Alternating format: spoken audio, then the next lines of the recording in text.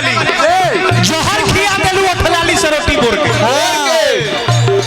जोहर खिया देलू अठलाली से रोटी बोर के तो हरला हम बहुत सपना देखनी आ तू जा तारू हमरा के छोड़ के जाए से पहले रानी एको बेर ताकला हमरा यो और तहरा घरे भेजा दे मुंह हाथ फोड़ के तब तहरा पता चली कि प्यार कइले रही कौन लतखोर से बोलो बोला बोला बोला बोला बोल मुंह से बोलो हम जानत तनी कि दर्द बा लेकिन अब तहार मजबूरी बा तो हमरो जरूरी बनू बोलो बोला बोला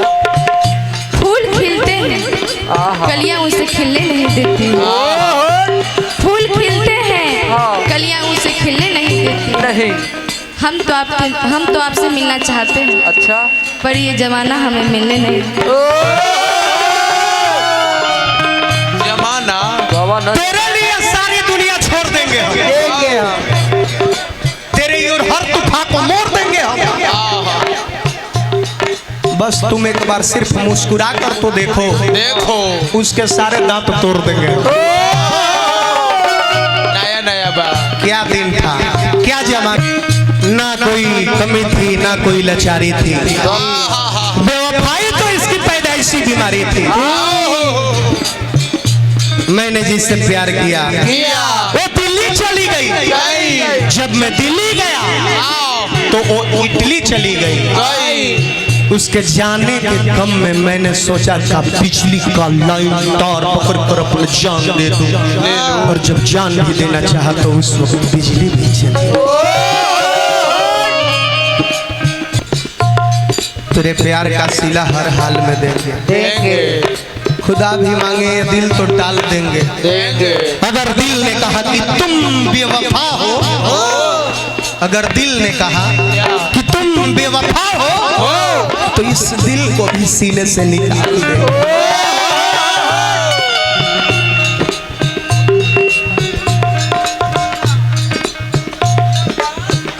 बिना प्राण के शरीर लाश हो जाला बिना सुगंध के फूल घास हो जाला बिना प्राण के शरीर लाश हो जाला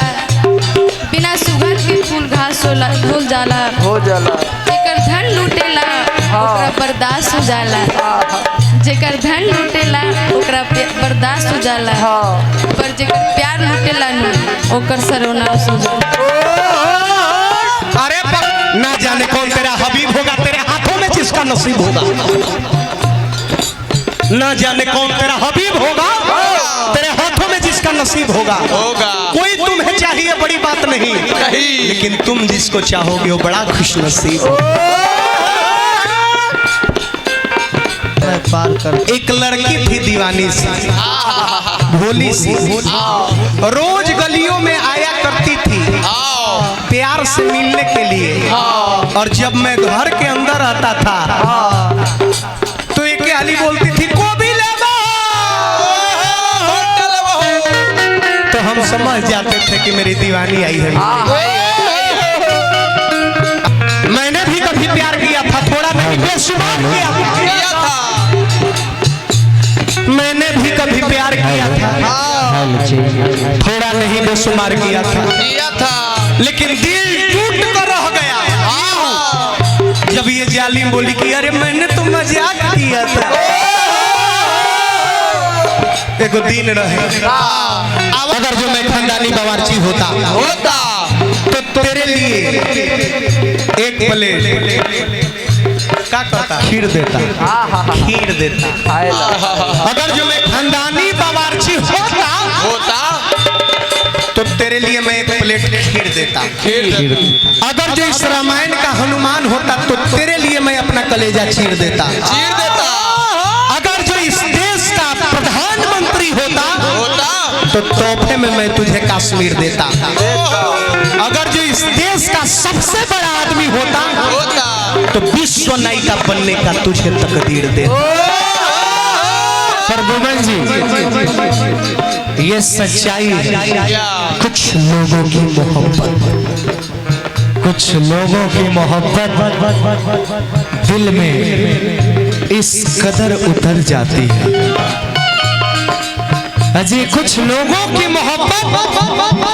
दिल में इस कदर उतर जाती है कि जब उन्हें दिल से निकालो तो जान निकल जाती है। बात रोशन जी आपका सही है, लेकिन एक बात आपको याद है या नहीं? क्या?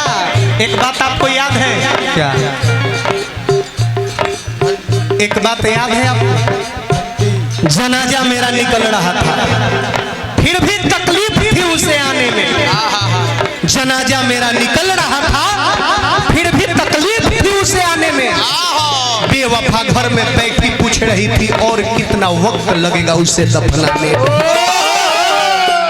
वो कौन आ गई